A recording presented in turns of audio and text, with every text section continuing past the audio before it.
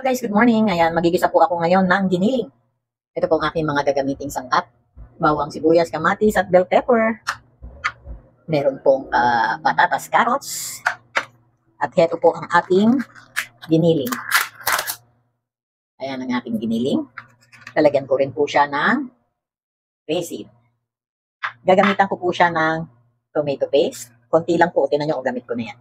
At saka itong oyster sauce. Ayan. At talagang kailangan natin ng cooking oil. Pero konti lang. Ayan guys. Ayan po ang aking ano. At gagamit din po ako syempre ng soy sauce. Ayan. Game.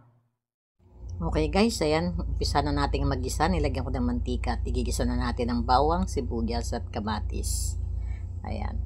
After po nyan, susunod na po natin agad ang pork, ang giniling na pork. Ayan. Ganyan lang po kadali. Nilagyan ko po yan ng konting salt para hindi masyadong marami ang toyong ilalagay ko. Konting asin, tapos titimplahan ko na po yan ng konti ding oyster sauce. At ihulog na rin po natin ang patatas at carrots. Ayan na guys, sinabay na natin ang patatas sa giniling.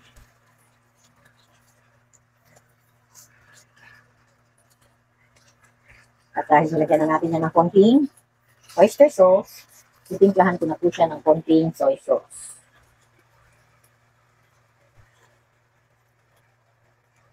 Huwag kayong magtaka guys kung nanibago ba kayo, gumamit ako ng oyster sauce ngayon ng mga panimpla.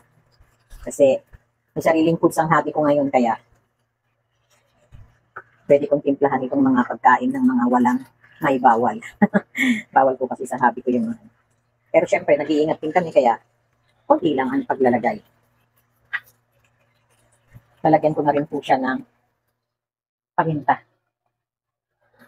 Pamintang pino.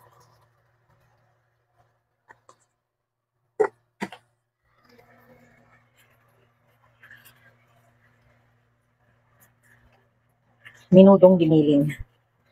Ayan ang aking niluluto ngayon. Diba?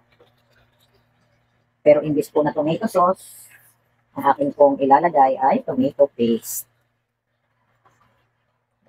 Konti lang po ito, kaya pwede ko nang ilagay lahat.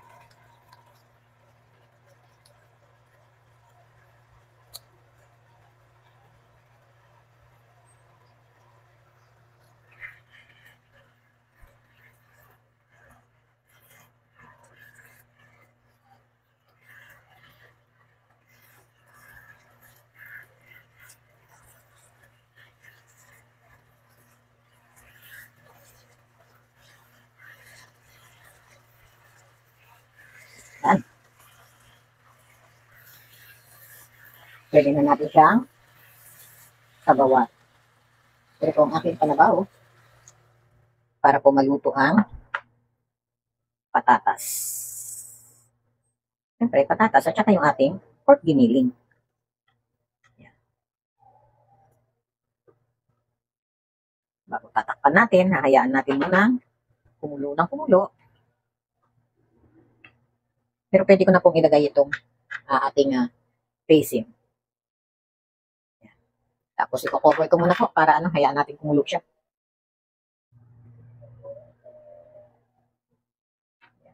Ilang minuto lang naman yan. Yan. Tingnan natin guys, at ilalagay ko na itong bell pepper para lumalasa na din.